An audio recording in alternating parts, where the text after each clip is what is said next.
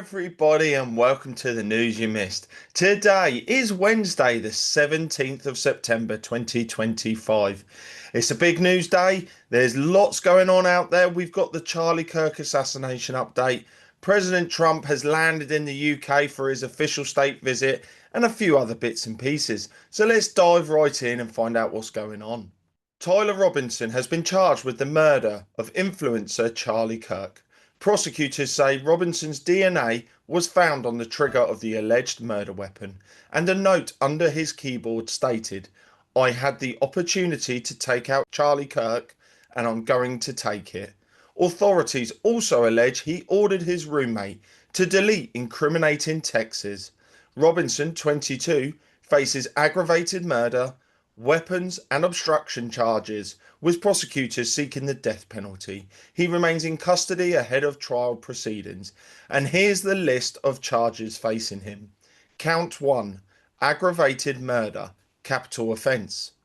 Count 2, felony, reckless discharge of a firearm causing bodily injury.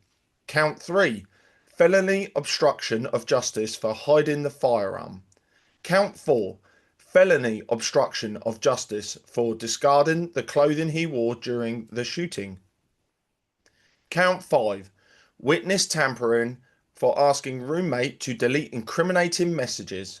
And count 6, witness tampering for demanding trans roommate stay silent and not speak to police. And finally, count 7, commission of a violent offence in the presence of a child.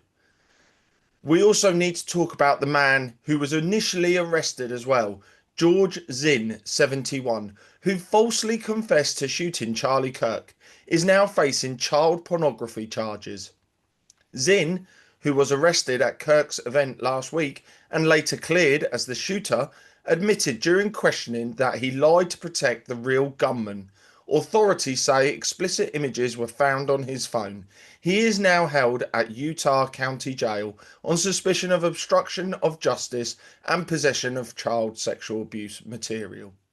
And my next story, European Commission President Ursula von der Leyen is once again under pressure, this time facing two no confidence votes in the European Parliament in early October.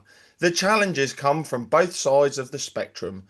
The far-right Patriots for Europe accuse her of lacking transparency in trade deals, while the left criticises her handling of the Israel-Gaza conflict. Von der Leyen already survived a similar vote in July over the so-called Pfizergate scandal, but these fresh challenges highlight growing division in Brussels. The US and China have struck a framework deal to save TikTok from a nationwide ban. Negotiators confirmed in Madrid that ownership of the app will be transferred to a consortium of American investors, with final approval expected after a call between President Trump and President Xi Jinping this Friday. TikTok has been under a legal ban since January over security concerns about Chinese access to user data, but this agreement gives the platform 90 more days to finalise the deal and remain active in the US.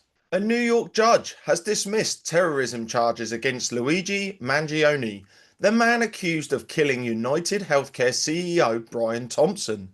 Prosecutors argue Mangione's writings showed a terrorism motive, but the judge ruled they failed to prove he intended to pressure the government or terrorise the public.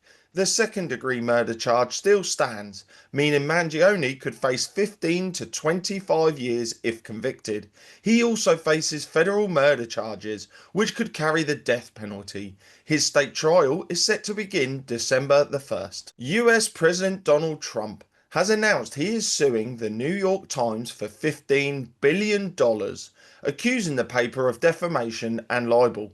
Trump criticised the Times for endorsing Kamala Harris in 2024 and called the newspaper a mouthpiece of the radical left Democratic Party.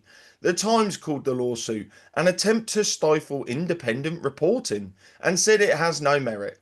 Trump has filed the case in Florida, adding to a series of recent legal battles with major news outlets. Also, President Trump has touched down in England for his planned state visit. He will meet people like King Charles and Prime Minister Keir Starmer. But let's see how that goes. Keep your eyes close to what goes on there. And my final story of the day, Spain has cancelled more than $1 billion in arms deals with Israel, its strongest move yet against West Jerusalem. The decision follows Prime Minister Pedro Sanchez's pledge to ban weapons trade over Israel's offensive in Gaza. Defence contracts for rocket launchers and anti-tank missiles have been scrapped as Madrid looks to cut military ties and find alternative suppliers. Sanchez, one of Israel's toughest critics in Europe, has also unveiled wider measures, including a permanent arms embargo and increased aid for Palestine. So, that brings us to the end of the show for today. There's lots going on out there. We've got to keep our eyes to the ground and look for all those breadcrumbs that lead to the truth. So, all that's left for me to say is thanks for joining us. If you want to find out the deeper meaning behind some of these stories, head over to charlieward.com. Join us on the Insiders Club every Wednesday and Saturday, where you get to ask our guests questions live and find out what's really going on in the world. So all that's left for me to say is take care, God bless, and see you all soon. Bye now.